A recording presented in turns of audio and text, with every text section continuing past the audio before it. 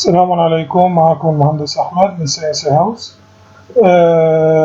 رح نحكي بهذا الفيديو عن مقدمة للسطوح ببرنامج السوليدورك.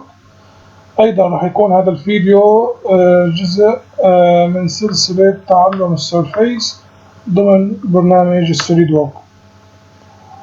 أولا نفتح مجلد جديد للرسم بعد تجديد.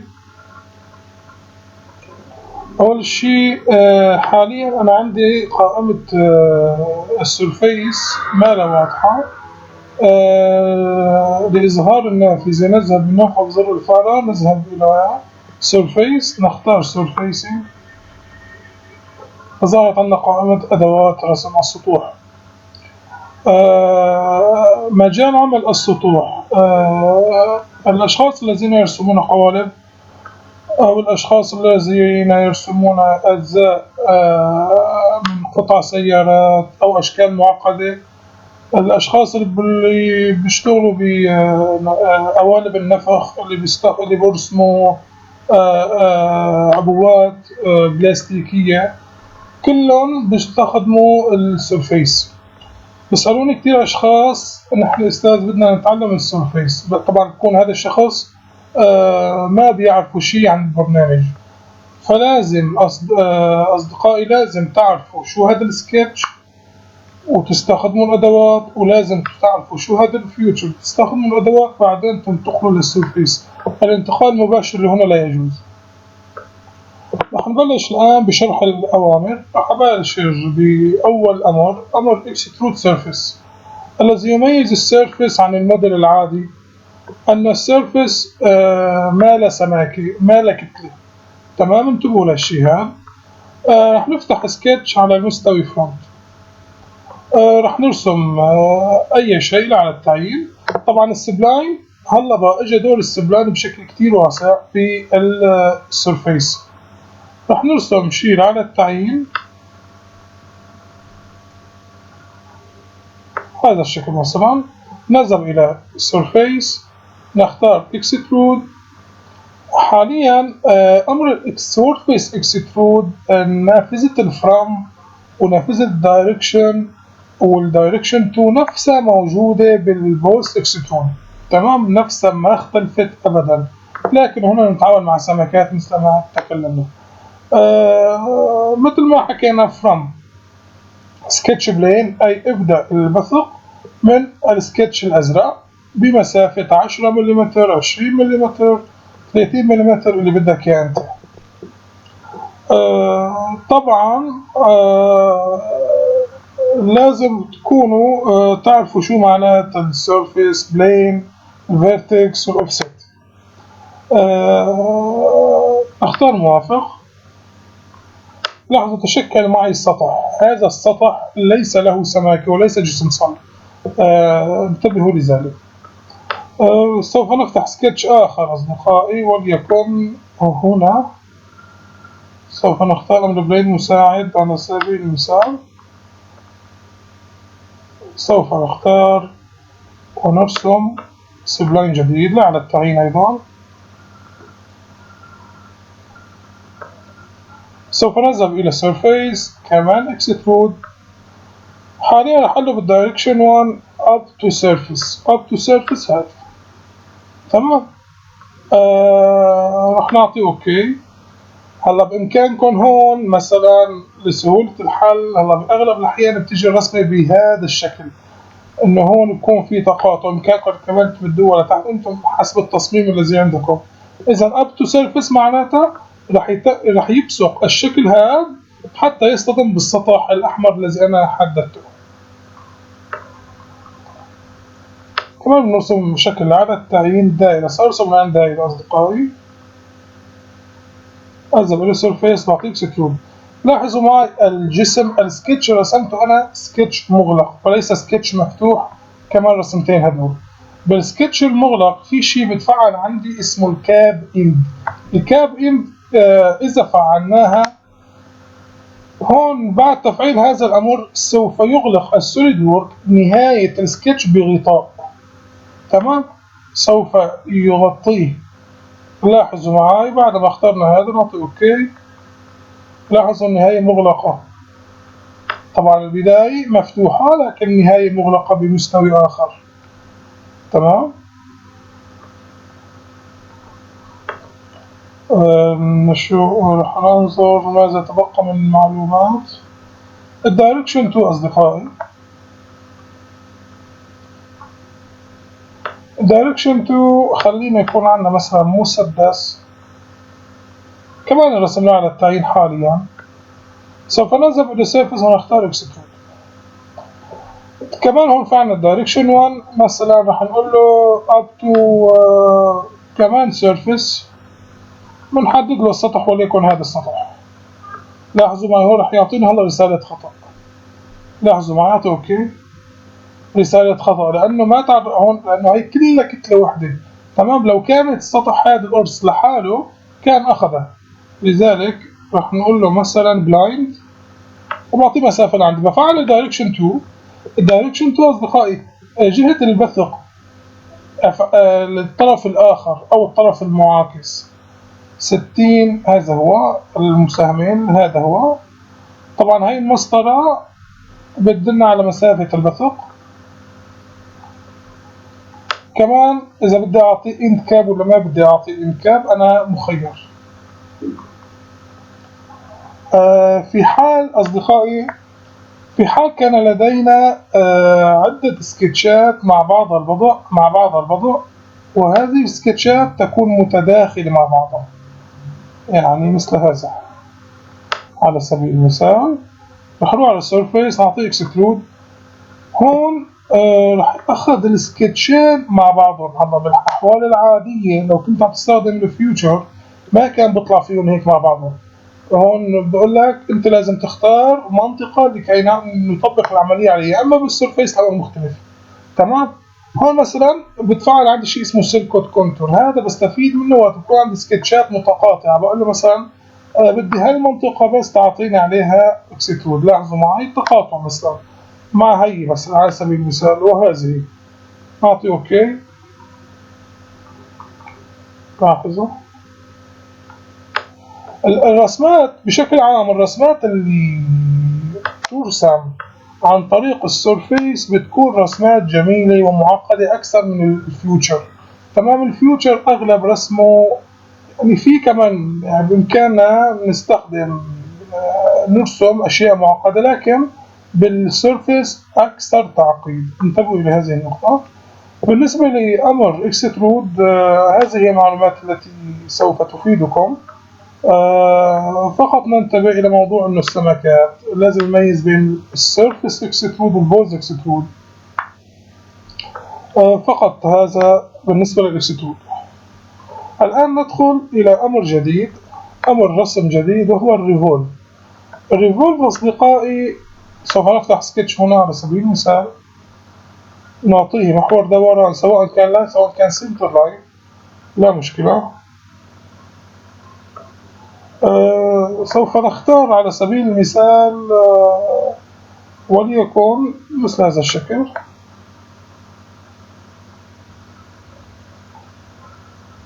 هلا أنا بدي أدور هذا المنحني حول هذا الخط، ولكن الجسم الناتج هو السطح. تمام، وليس جسم.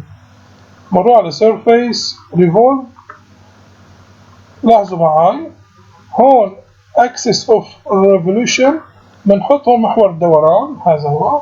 طبعا هون البرنامج اختاره لحاله انه ما عندي غير سكتش واحد، الامر كله سهل وواضح. نعطيه كلير، نختار محور الدوران. طبعا رح نختار هذا لحاله، نقول له دور الشكل بلايند 360 درجة حوالين محور واحد. نغلق. لاحظوا الشكل. هلا نحن بإمكاننا نعمل نفس الرسمة بواسطة الفيوتشر، لكن رح تطلع معي مصمتة. تمام، رح تطلع معي خشة مثل هذا. هلا بالنسبة للدايركشن 1 في عنا عدة شغلات: up to vertex, up to surface, offset from surface, mid plane. ممكن تكون شهيرة الاستخدام. طبعا هون دوران السكتش مثلا بنحطه 90 درجة. لاحظوا معي يعني 90 درجة ربع دائرة. ربع دائرة بحيث يكون السكتش الأزرق بالنص، يعني 45 من اليمين و45 من اليسار. هذه التعليمات بالنسبة للريفولف أصدقائي. ما في شيء صعب، اللي بيعرف بالفيوتشر هدول بكونوا سهلين عليه، الاكسترود والريفولف وحتى السويب واللوف ما فيهم أي مشكلة. لكن الصعوبة من هذه التعليمات ونحن رايحين لهذا الطرف.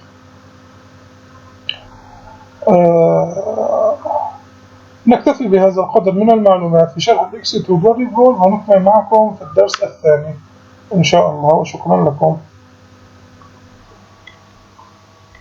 رح ناخذ مثال صغير عن تطبيق لأمر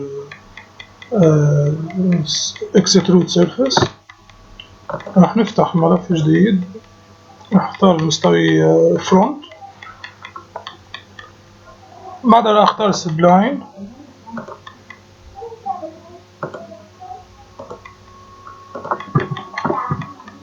ارسم بهذا الشكل تقريبي، ثم اذهب الى السيرفيس، اعطيه اكسترود. سوف نختار الاكسترود ميد بلين، مسافة 80، لاحظوا. ثم ثم ننشئ مستوي مساعد يوازي المستوي توب ويبعد عنه مسافة وليكن 50.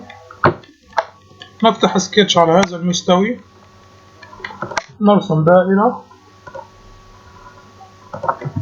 ثم نرسم مستطيل،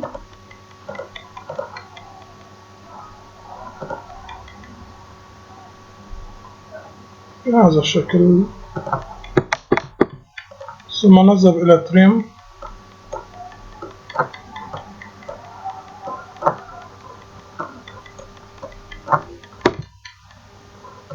ثم نذهب إلى اكسترود. تريدوا تحطوه up to surface أو blind حسب التصميم، ثم نعطيه OK. بالنسبة لإغلاق هذه الحافة في عنا طريقتين. أو الطريقة الأشمل تعملوا له بلانر عن طريق أعمل رسم بلانر وحاول بسكر لي هالفراغ هذا، طبعا بشرط يكونوا حدود هذا السكتش مغلقة. لأنه حاول طريقة ثانية من هنا أنا لم أستخدمها، إند كاب مثل ما حكينا عنها، لكن الإند كاب هون بده يسكر لي النهاية. لاحظوا معي، بده يسكر لي النهاية، ما راح أستفيد منها أبدا. لاحظوا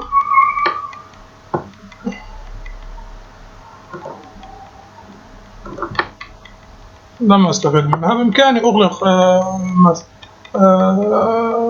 مساحة الرسم هذه عن طريق البلانر، أمر جديد لم نتكلم عنه بعد. نختار الحواف ثم نعطيه موافق، نخفي هذا البلين. مثلا سنلون هذا السطح عن طريق appearance، فقط تلوين سطح على سبيل المثال، إما كوجه أو كسيرفيس اكسترود. سوف نعطيها لونا ما وليكن أحمر هكذا. سوف نلون هذا السطح أيضا اللي هو اكسترود أيضا، وليكن أصفر. وهذا السطح له باللون الأصفر. هذه إذا أردتم تلوين أي شيء بالسوليدورك عن طريق هذه الطريقة. هذا مثال بسيط عن أمر اكسترود سيرفيس. شكرا لكم. رح ناخذ مثال صغير عن تطبيق لأمر اكسترود سيرفيس. رح نفتح ملف جديد، رح اختار المستوي فرونت، بعدها رح اختار سبلاين،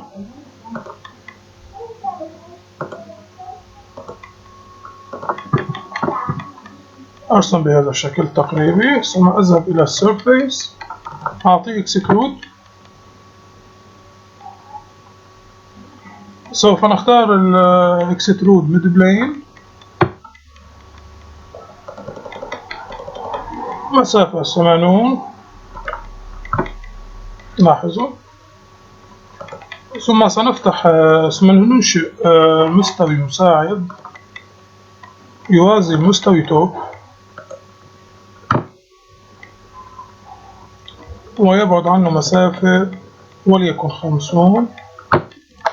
نفتح سكتش على هذا المستوي، نرسم دائرة، ثم نرسم مستطيل،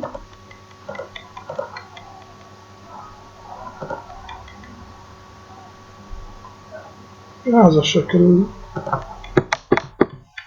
ثم نذهب إلى تريم،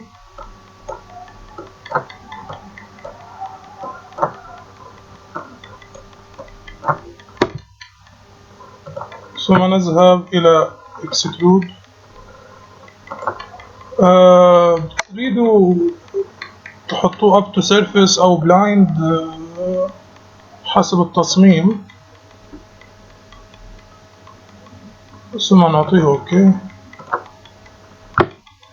بالنسبة لإغلاق هذه الحافة في عنا طريقتين. أو الطريقة الأشمل تعملوا له بلانر عن طريق أعمل رسم بلانر وحاول بسكر لي هالفراغ هذا، طبعا بشرط يكونوا حدود هذا السكتش مغلقة. لأنه حاول طريقة ثانية من هنا أنا لم أستخدمها، إند كاب مثل ما حكينا عنها، لكن إند كاب هون بده يسكر لي النهاية. لاحظوا معي بده يسكر لي النهاية، ما راح أستفيد منها أبدا. لاحظوا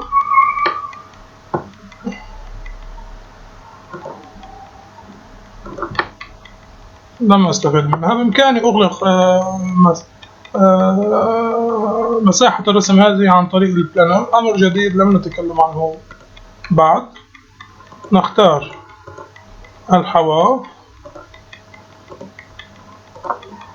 ثم نعطيه موافق، نخفي هذا البلين. مثلا سنلون هذا السطح عن طريق appearance، فقط تلوين سطح على سبيل المثال، إما كوجه أو كسيرفيس اكسترود. سوف نعطيها لونا ما وليكن أحمر هكذا. سوف نلون هذا السطح أيضا اللي هو اكسترود أيضا، وليكن أصفر. وهذا السطح له باللون الأصفر. هذه إذا أردتم تلوين أي شيء بالسوليدورك عن طريق هذه الطريقة. هذا مثال بسيط عن أمر اكسترود سيرفيس. شكرا لكم.